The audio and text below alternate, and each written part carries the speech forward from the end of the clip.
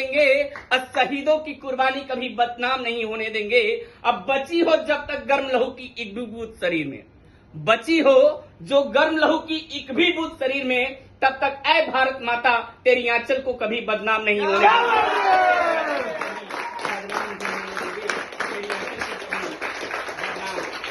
लेकिन जिस कठिनाइयों से हमारे वीर जवान ने हम लोगों को आजाद कराया था, आज नहीं कहना चाहिए एक छोटी सी बात, वो चाहे हमारे ऊपर लागू हो या तो आपके ऊपर लागू हो, हमको एक टाइमिंग दिया जाता है ऑफिस पे पहुंचने के लिए, हम टाइम से ऑफिस में इन नहीं हो पाते हैं।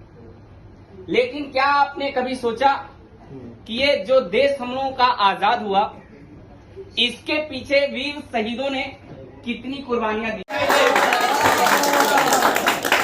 अभी जो सर बात कर रहे थे हिंदू मुस्लिम सिख ईसाई, ये चीजें जब धर्म बनाया गया तो ये समाज को चलाने के लिए, जैसे अगर पूरे मुंबई में हम लोगों की ही ऑफिस होती तो और कुछ हम लोगों को मिल पाता क्या? समाज को केवल चलाने के लिए। एक चीजें मैं बता रहा हूं, यहाँ पे हिंदू हैं मुस्लिम हैं, केवल बंगाली के भाई अगर हमारे घर का बच्चा, मैं हिंदू हूं, मेरे घर का बच्चा अगर मैं खालिद भाई के घर छोड़ दूं, जो अभी नवजात शिशु पैदा हुआ है, तो वो सारी तामिल जो है वो किसकी सीखेगा? खालिद सर की। क्यों?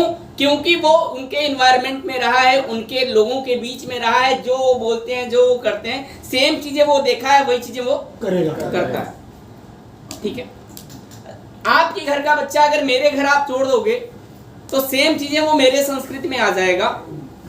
और एक रियल फैक्ट है, ये इंसान की देन है, हिंदू और मुस्लिम, ये भगवान की देन नहीं है या अल्लाह की देन नहीं है। अगर अल्लाह की देन होती तो शायद पहले से मुसलमानी होके आती। अगर ये हिंदू की देन होती, भगवान की देन होती, तो शायद ये चुटिया और ये जनेऊ, ये जो भी चीजें हैं, ये वहां से वो भगवान दे के भेजते। ये रियल फैक्ट है। सही बात है। ठीक है, तो ये चीजें हमने बनाई है व्यवस्थाओं को चलाने के लिए। ठीक है, इसीलिए चंद लाइनें कही गई है, पंडित को मंदिर में अल्लाह दिखाई दे या मुल्ला को मस्जिद में राम दिखाई दे। क्या बात है।